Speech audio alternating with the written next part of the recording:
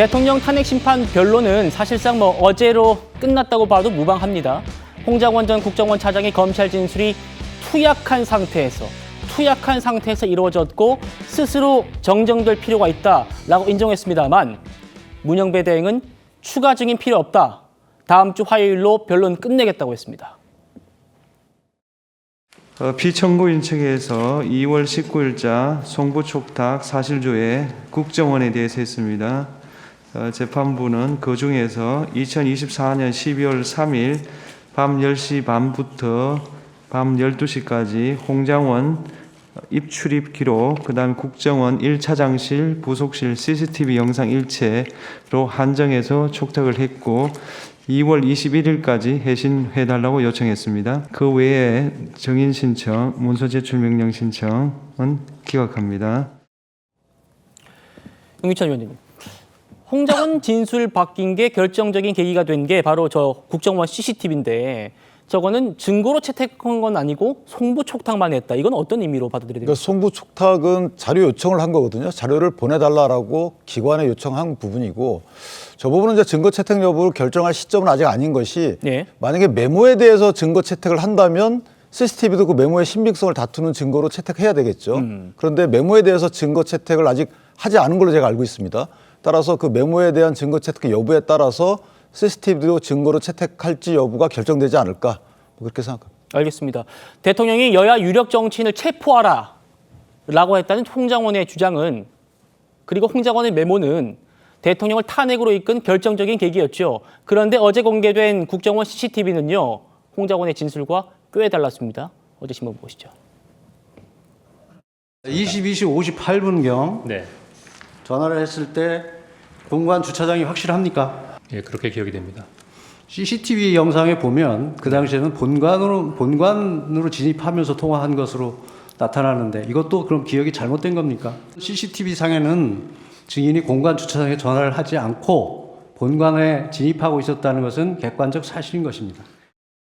근데 연영과 통화하면서 메모를 받아 적은 장소가 어딘가요? 약간의 기억을 보정해 보니 체포자 명단을 불러주겠다고 했던 거는 그 공터에 있는 22시 58분 상황이었던 것 같고 그 이후에 그 명단을 받아 적은 것은 23시 06분에 사무실이었던 것 같습니다. 12월 3일이면 겨울입니다. 바깥에서 메모를 한다는 것은 극히 이례적이고 추운 상황이었을 수 있습니다. 그것을 장소를 혼동한다는 것은 말이 안 된다고 생각하지 않습니까? 박 대변인님, 예. 같이 들었습니다만 홍 전 차장이 뭐라고 하냐면 기억을 보정해보니 이런 표현을 쓰면서 지난 증언을 번복해요. 정정해요. 그러면 통화 상대였던 여인영 방첩사령관을 한 번 더 부른다든가 아니면 국정원 CCTV를 증거로 채택한다든가 이래야 될 텐데 그러지 않고 사실상 변론 종결시킨 상황입니다. 네, 맞습니다. 홍장원 차장이 지금 사실 수차례 입장을 바꾼 상황이기 때문에 저희가 다 따라가기도 어려울 지경인데 지금 사실 검찰에 진술을 할 때는 언제 어디에서 누구와 무슨 통화를 했는지에 대해서 상당히 구체적으로 진술을 했습니다. 그런데 이것들을 탄핵시킬 수 있는 CCTV라는 새로운 증거가 발견되니까 시간을 착각한 것 같다.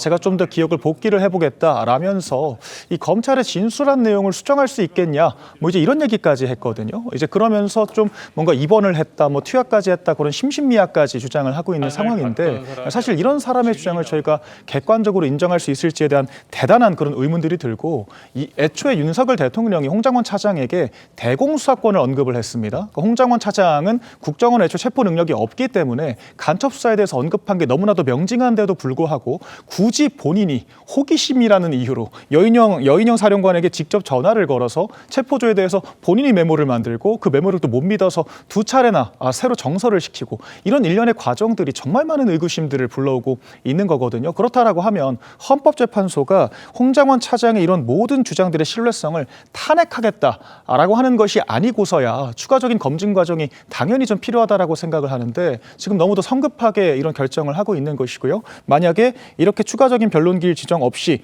홍장원 차장의 주장을 수용하는 듯한 이제 그런 결과가 나타난다면 상당한 파장이 있을 것으로 예상됩니다. 예.